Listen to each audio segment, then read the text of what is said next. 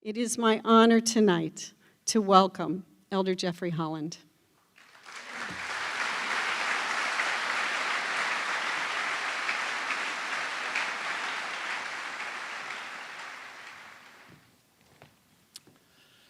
Thank you, Dean Stearns, and the entire Chapman family for this wonderful invitation and privilege.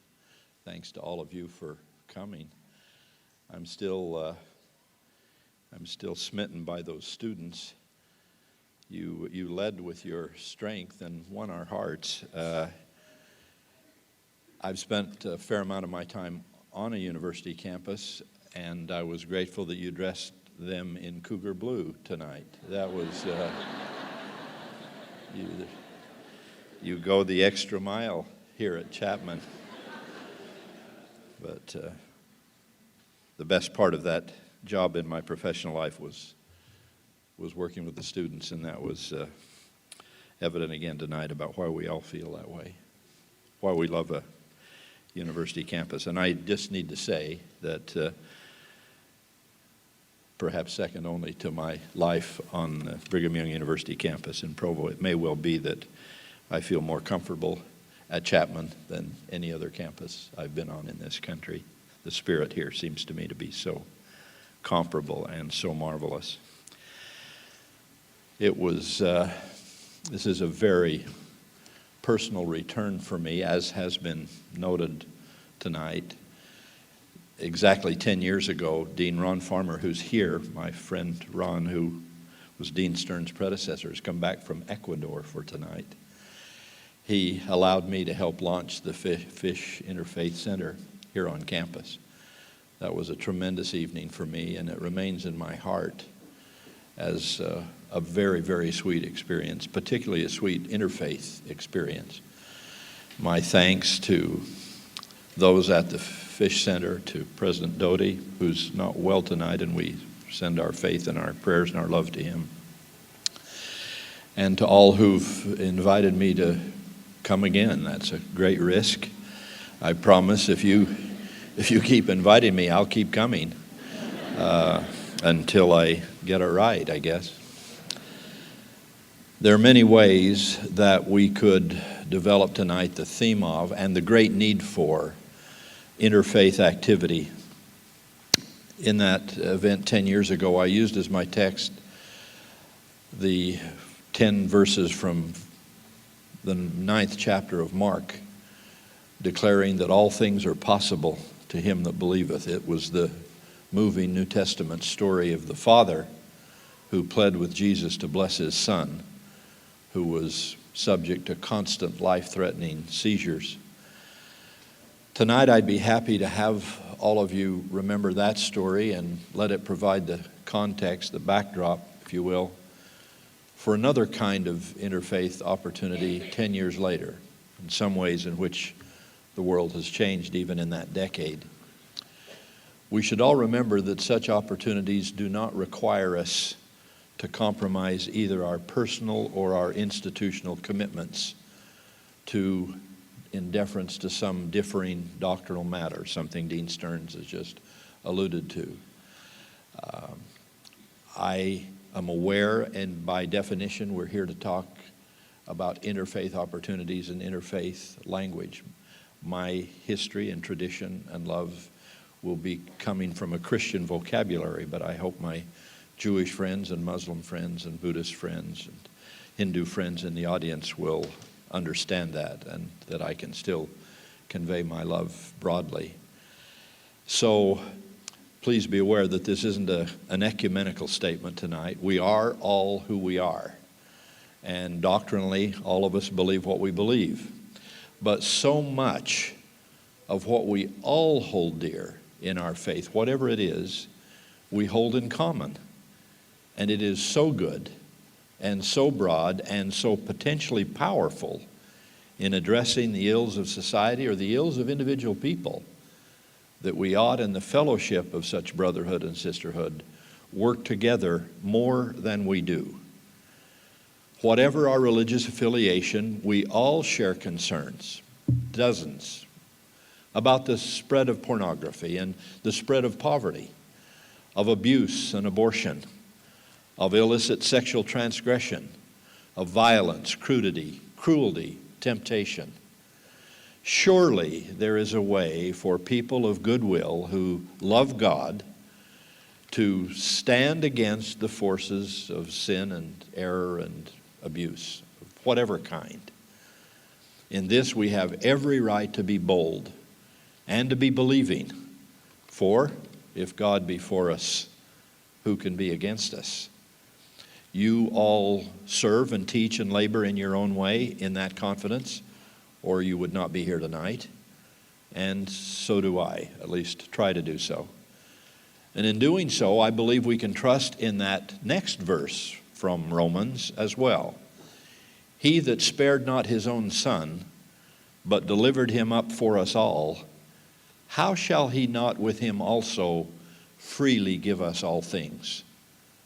I truly believe that if across the world we can all try harder not to separate each other from the love of Christ, in quotes, we will be more than conquerors through him that loved us. Indeed, the longer I live, the more convinced I am that as Christians, Jews, Muslims, people of faith, we play into the devil's hand to let lesser differences obscure the chances for greater unity, to let animosity canker our inherent divine brotherhood and sisterhood, and we let sectarian tradition destroy our collective desire to go about doing good. In that spirit, I wish tonight to touch on three commonly held values, alluded to by Dean Stearns, beliefs, if you will, that are at some risk as we progress into the 21st century. I believe they are more at risk than when I was here a decade ago.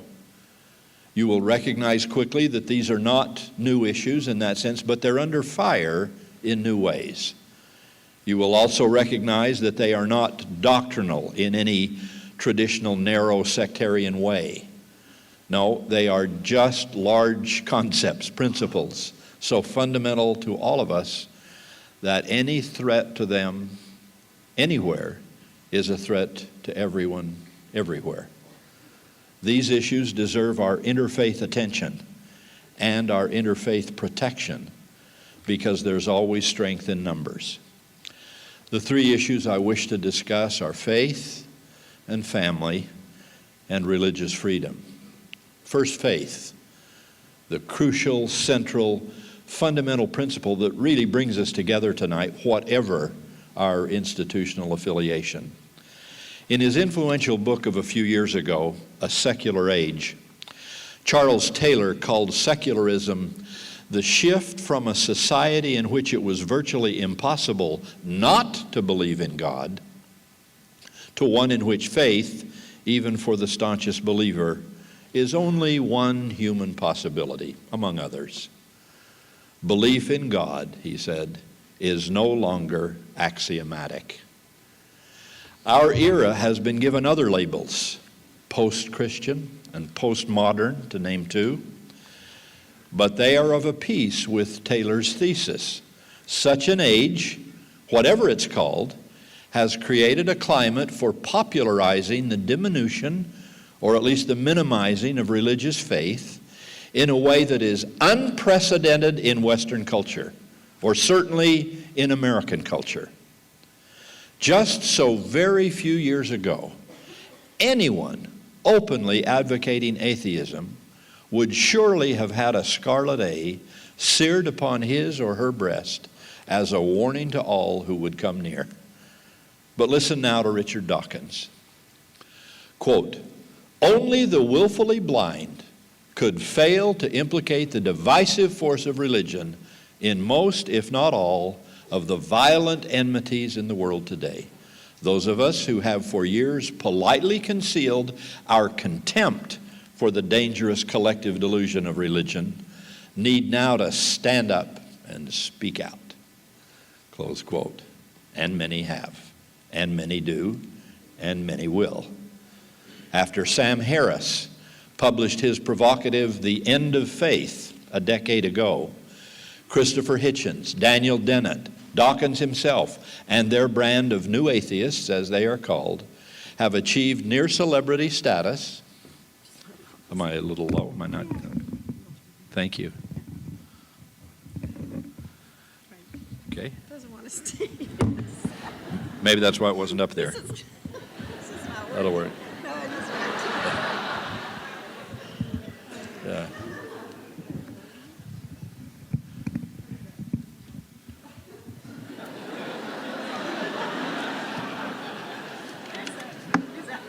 You're active. Some people listening in another room, and they can't hear. You want to try this? Thanks, Brian.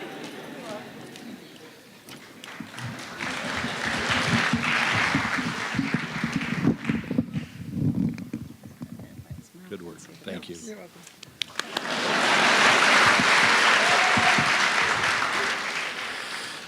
Those of you in the other room didn't miss anything. Just join us, okay?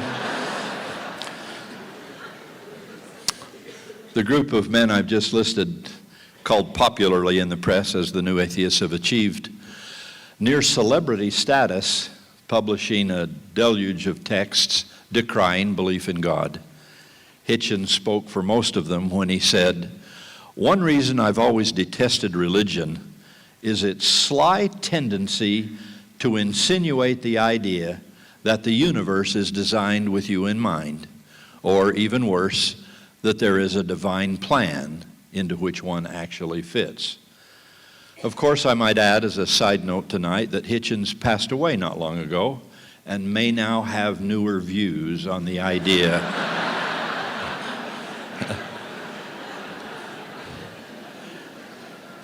Welcome, Mr. Hitchens, to a divine plan. Never mind that militant atheism is really the ultimate untenable position, simply because it would take someone with God's omniscience and omnipresence to be sure that nowhere in the universe was there such an omniscient and omnipresent being. That's a catch-22, but I digress with philosophical nitpicking.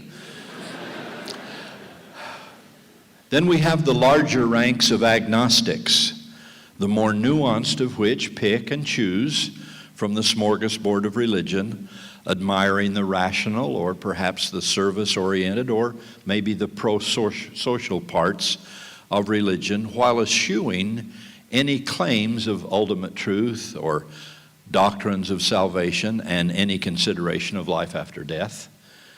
But there are severe problems with such positions, because the historical fact of the matter is such vague, uplifting, non-doctrinal religiosity doesn't actually last very long, nor does it withstand anything approaching the tragic in human experience.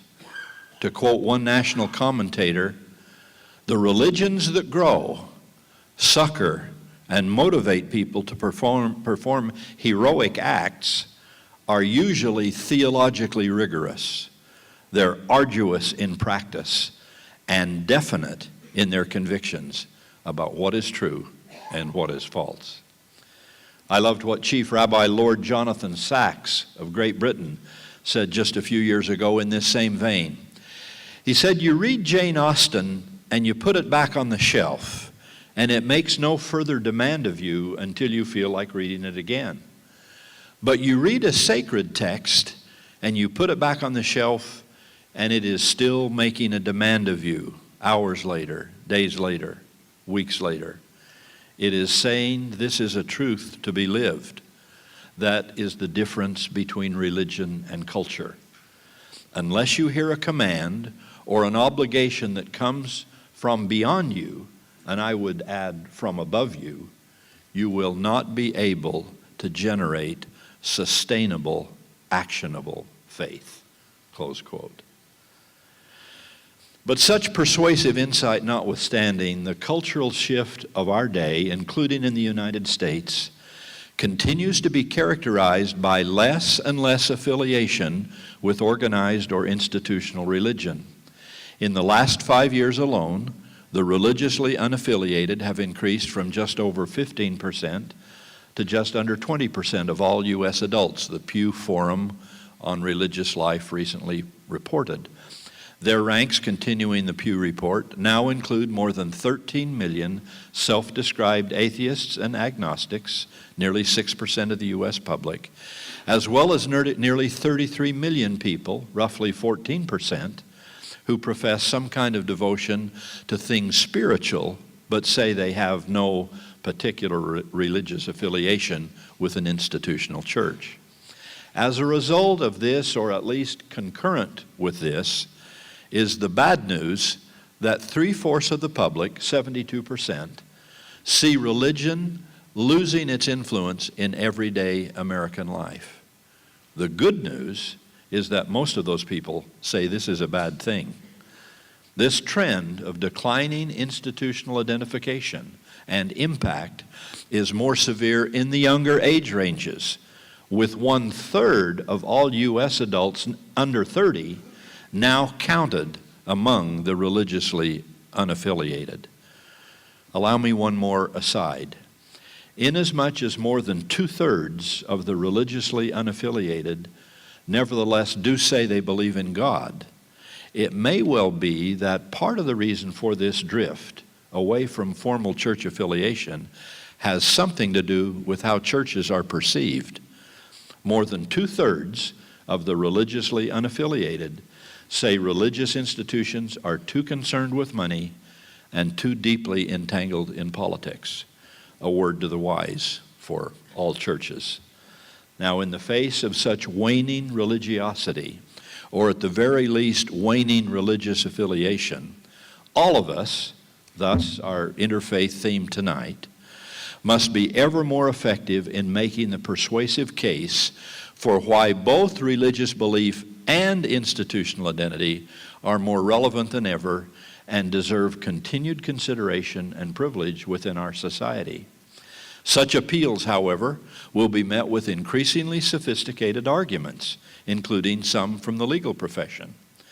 Perhaps you've all seen Brian Leiter's book, Why Tolerate Religion?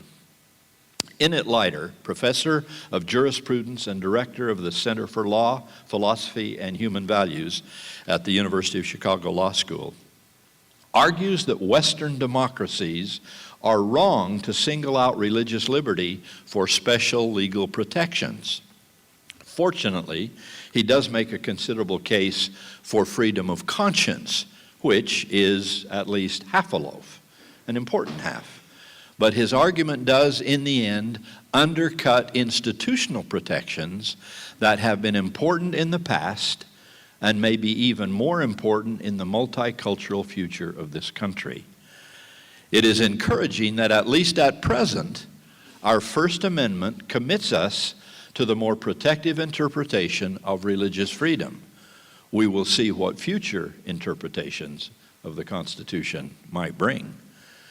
One of the most impressive statements in recent times on the subject of religious liberty comes from Michael McConnell, director of the Stanford Constitutional Law Center and a former judge for the U.S. Court of Appeals on the 10th Circuit. From remarks made at the Ethics and Public Policy Center in Washington, D.C. a year or so ago, he says, "The framers of our Bill of Rights thought that religious freedom deserved double-barreled protection. Americans would have the right of free exercise of their chosen faith, and government was forbidden to foster or control religion by means of any establishment of religion." Today, an increasing number of scholars and activists say that religion is not so special after all. Churches are just another charity, faith is just another ideology, and worship is just another weekend activity.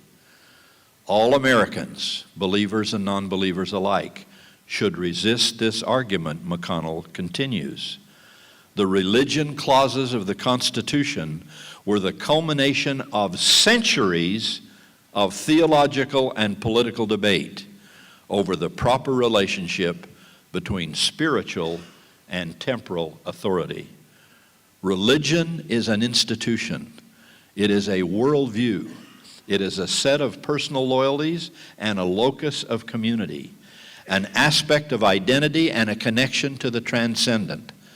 Other parts of human life may serve one or more of these functions, but none other serves them all.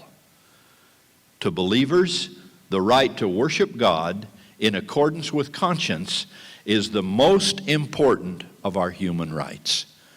To non-believers, it is scarcely less important to be free of governmental imposition of a religion that they do not accept. So, the drama of the 21st century unfolds. But as a point of reference, we may do well to remember this from the original American drama of the late 18th century. In his moving farewell address, George Washington said, "Of all the dispositions and habits which lead to political prosperity, religion and morality are indispensable. And let us, with caution, indulge the supposition that morality can be maintained without religion. Whatever may be conceded to the influence of refined education on minds of peculiar structure, reason and experience both forbid us to expect that national morality can prevail in exclusion of religious principle." In that same spirit, John Adams made this legendary statement to the officers of the Massachusetts militia in 1798. He said, "We have no government armed with power capable of contending with human passions unbridled by morality and religion. Avarice, ambition, revenge, or gallantry would break the strongest cords of our Constitution as a whale goes through a net. Our Constitution," he said, "was made only for a moral and a religious people. It is wholly inadequate to the government of any other kind of people." It was said of us a long time ago that the Americans combine the notions of religion and liberty so intimately in their minds that it is impossible to make them conceive the one without the other. May it ever be so. Now, a word about family. According to Professor Amy L. Wax of the University of Pennsylvania, decreasing commitment to traditional marriage and the declining birth rates that go with this pose an urgent and unavoidable challenge, both to our continuation as a society and to our very conception of the worth of human existence. In a recent book review, she asks whether the demographic implosion is a response to practical costs and benefits, or does it tell us something deeper about a loss of purpose or a loss of faith?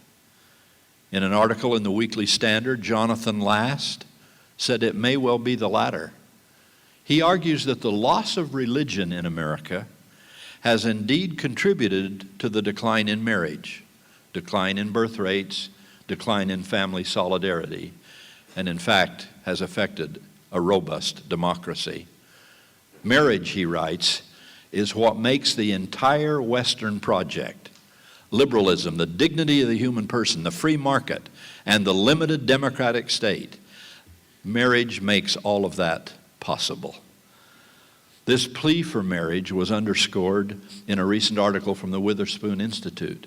It states, "The foundation for a productive household begins with marriage. Other arrangements cannot measure up, not for the child, not for the couple, not for society, and certainly not for the economy. If marriage makes the world and the economy go round, these newer family structures truncate productivity and society begins to limp along."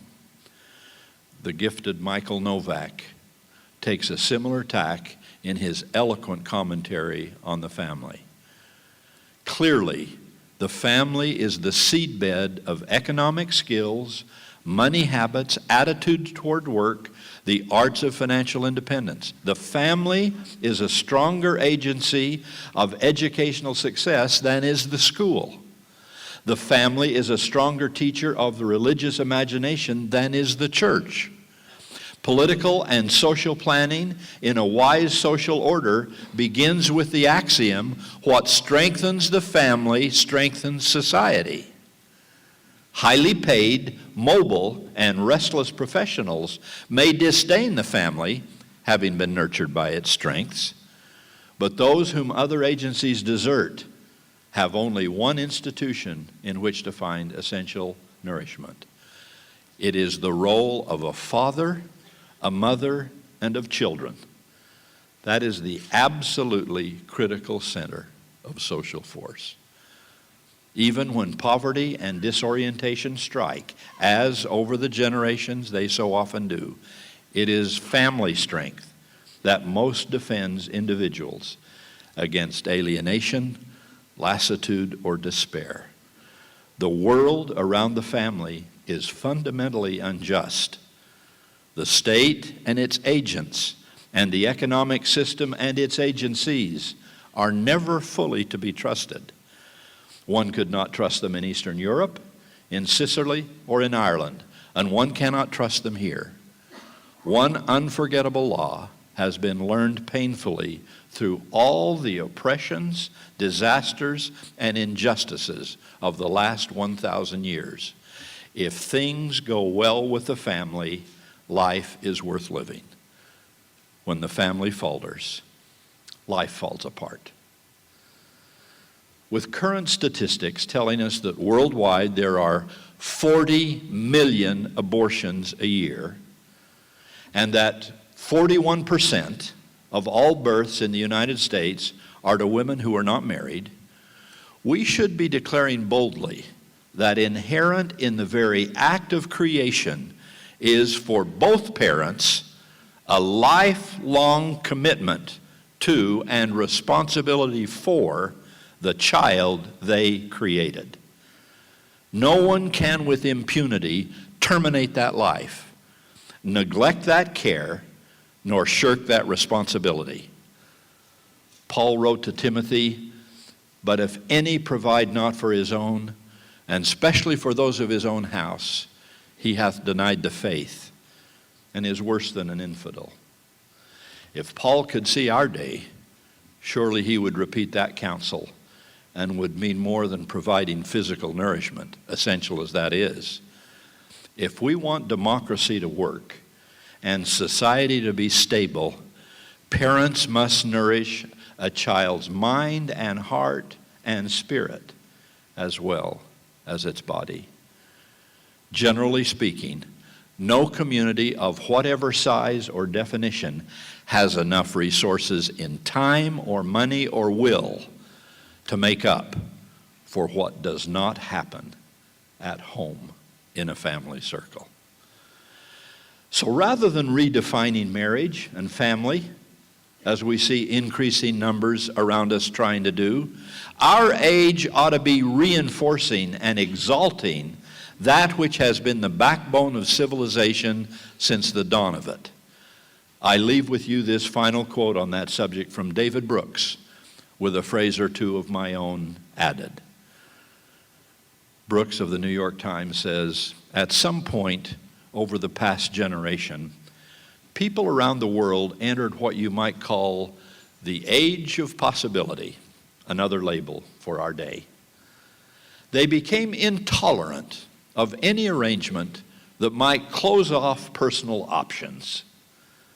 The transformation has been liberating, and it's leading to some pretty astounding changes. For example, for centuries, most human societies forcefully guided people into two-parent families with a father and a mother who were devoted to each other. Today, that sort of family is increasingly seen as just one option among many. My view is that the age of possibility is based on a misconception. People are not better off when they are given maximum personal freedom to do exactly what they want.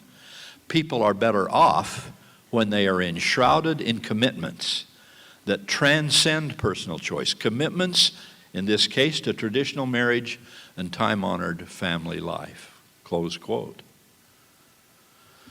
May I now say something about freedom of religion, with its underlying pillar of freedom of conscience, as the last of our three contemporary issues which could benefit from interfaith commitment tonight. In Dostoevsky's masterpiece, The Brothers Karamazov, we find one of literature's most enduring meditations on the complexity of freedom.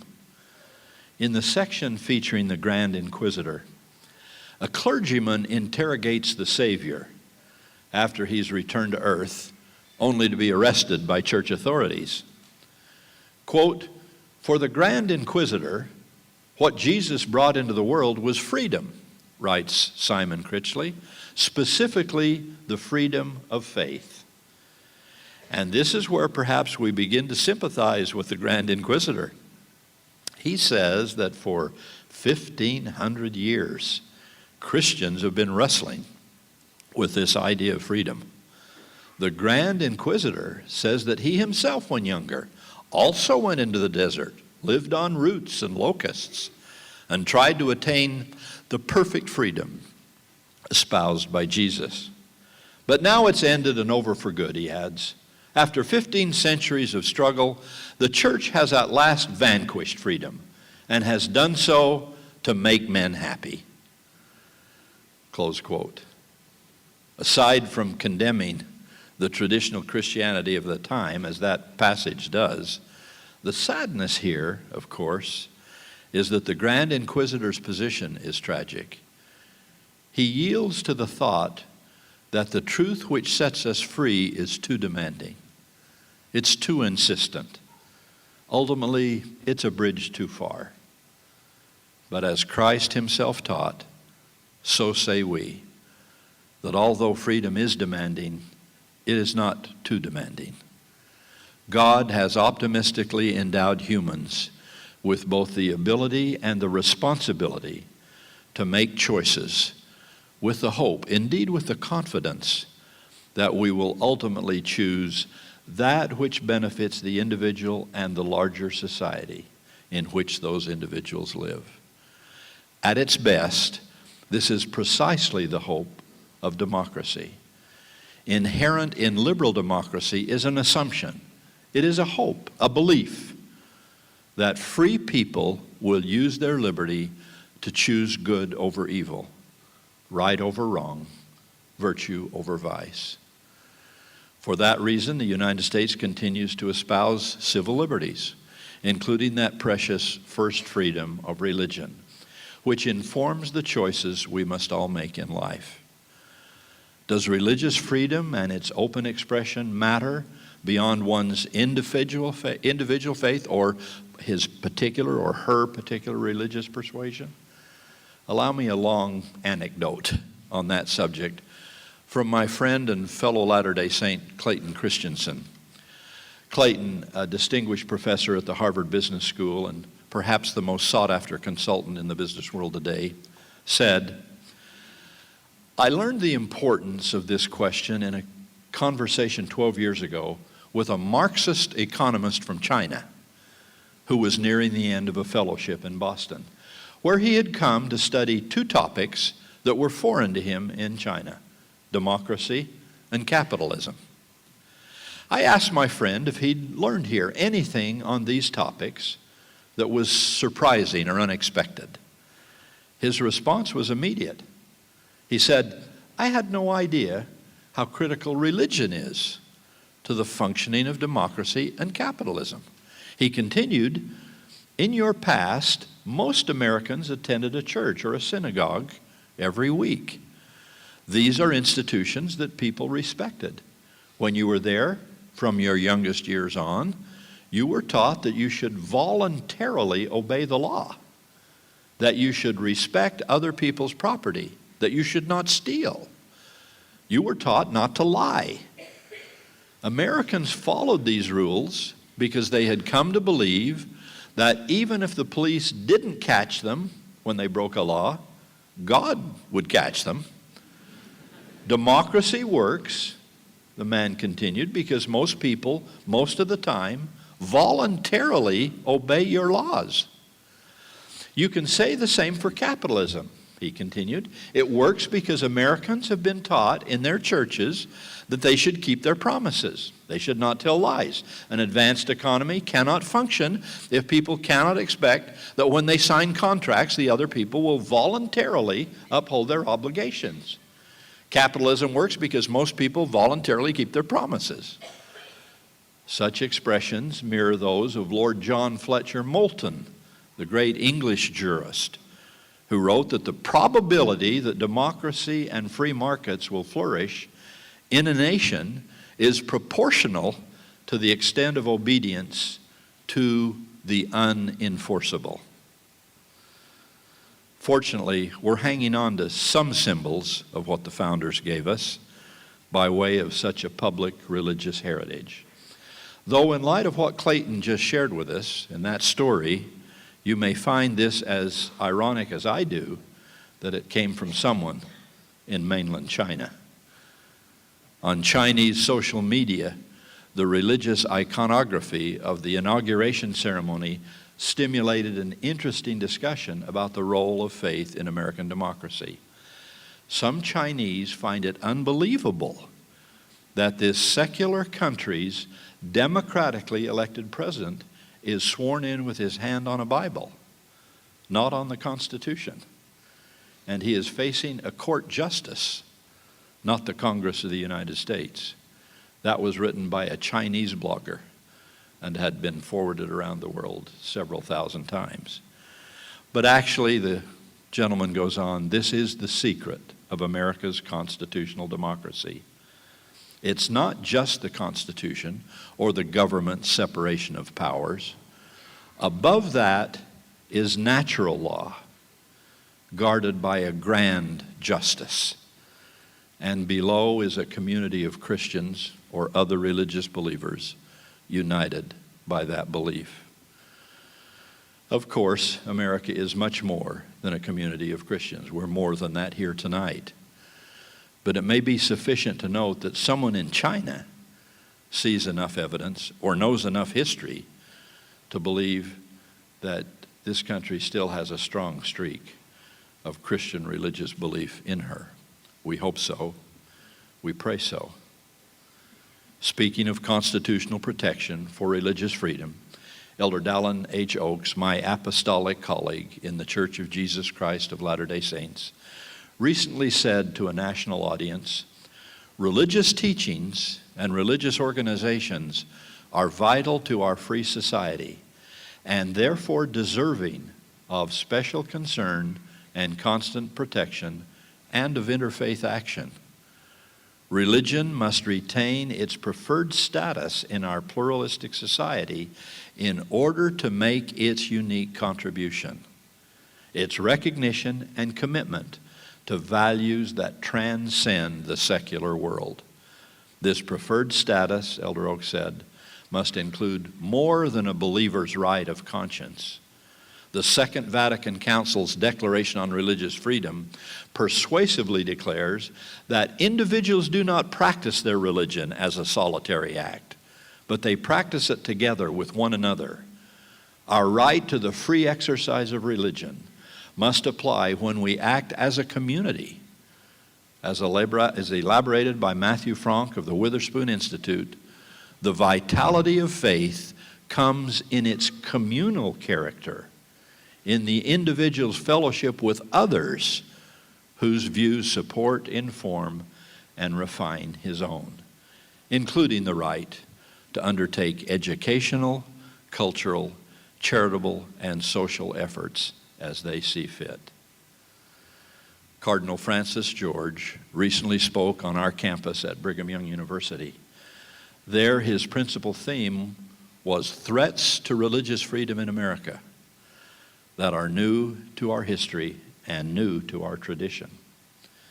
Chapman's own Hugh Hewitt described one of these threats. Mr. Hewitt said, for 3 decades, people of faith have watched a systematic and very effective effort waged in the courts and the media to drive them from the public square and to delegitimize their participation in politics as somehow threatening. To counter these trends, every citizen should insist on his or her constitutional right to exercise one's beliefs and to voice one's conscience on issues not only in the privacy of the home or the sanctity of the pulpit, but also in the public square, in the ballot box, and in the halls of justice. These are the rights of all citizens, including people, leaders, and organizations who have religious beliefs. Such a group of people, leaders, and organizations seem to me a perfect cluster for interfaith influence and interfaith activity. They must not be disenfranchised, whatever our individual religious affiliation. Faith, family, freedom. Big issues with great complexities for all believers. Grist for interfaith activities of all sorts, with little or no danger that one is going to step on another's doctrinal toe. Big issues inextricably linked with the hope and promise of salvation. Big issues that are intertwined, interlinked, and interlocked so tightly that when one of them is struck, the other two are damaged, and when one of them is cut, the other two will bleed. Whatever our challenges, I take great encouragement in this thought from the most insightful observer of American culture who's ever written on the subject, but who was, irony of ironies, not an American himself. Alexis de Tocqueville said, "The great privilege of the Americans does not simply consist in their being more enlightened than other nations, but in their being able to repair the faults they may commit." Whatever our faults are, they can be repaired. And whatever our strengths are, they can be maintained. I believe the young people at universities like Chapman and my alma mater, Brigham Young, and scores of other institutions are among the finest and best trained believers we've ever had to defend and to advocate and to plead for great faith, for strong families, and for the religious freedom which the future of a Christian society is dedicated. God bless us to emphasize our unity and be tolerant of our differences as we work and play, teach and pray together, a force for good so much more powerful because of our union than we could ever possibly be in individual efforts. I pray that we will make the world a better place through our united faith, our common hope, and our uncompromised charity. Thank you for listening. May God bless each one of you always.